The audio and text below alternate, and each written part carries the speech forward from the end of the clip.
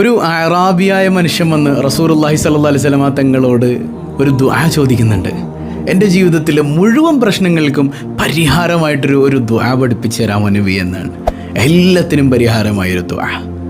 നിങ്ങളിൽ പ്രയാസങ്ങൾ അനുഭവിക്കുന്നവരില്ലേ? ഉണ്ടോ ഇല്ലേ? ഉണ്ട് അല്ലേ? ഒരുപാട് പ്രയാസങ്ങളിലൂടെ കടന്നു പോകുന്ന ഒരുപാട് ആളുകൾ നമുക്കിടയിലുണ്ട്. എല്ലാത്തിനും പരിഹാരം നൽകുന്ന മനോഹരമായൊരു ദുആ ഹബീബ് സല്ലല്ലാഹു അലൈഹി വസല്ലം തങ്ങൾ ആ ദുആ പഠിപ്പിച്ചു കൊടുക്കുന്നുണ്ട്. ഹിയ ദഅവതു അഖീ ദിന്നൂൻ, എൻ്റെ സഹോദരനായ യൂനുസ് ഇബ്നു മത്തായിയുടെ പ്രാർത്ഥനയാണത്. ഒരു മനുഷ്യൻ ആഴക്കടലിൽ വീണാൽ പിന്നെ രക്ഷപ്പെടുമോ? ഒരു മത്സ്യം വിഴുങ്ങുക കൂടെ ചെയ്താലോ? അവിടെന്നും നിന്നെ കൈപിടിച്ചു കൊണ്ടുവരാൻ നാഥനായ റബ്ബിന് പറ്റുമെങ്കിൽ പിന്നെയാണോ നിൻ്റെ സില്ലി പ്രോബ്ലംസ് അല്ലേ? നിന്നെ സംബന്ധിച്ചിടത്തോളം അത് വലുതായിരിക്കും. ഒരിക്കലും ആഴക്കടലിൻ്റെ അകത്ത് നമ്മൾ വീണിട്ടുണ്ടോ?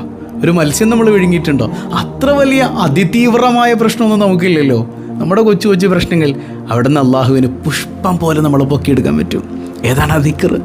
ലാ ഇലാഹ ഇല്ലാ അൻത സുബ്ഹാനക ഇന്നി കുൻതു മിനൽ ളാലിമീൻ.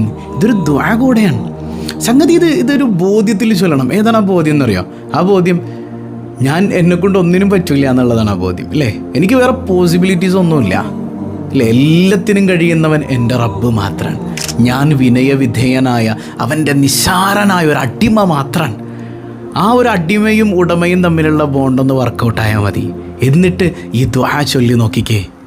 ആഴക്കടലിൻ്റെ ഉള്ളിലാണ് നിങ്ങളെങ്കിലും, മത്സ്യത്തിൻ്റെ വയറ്റിനകത്താണ് നിങ്ങളെങ്കിലും, അല്ലാഹ് നിങ്ങളെ സിമ്പിളായിട്ടങ്ങ് പൊക്കിയെടുക്കും.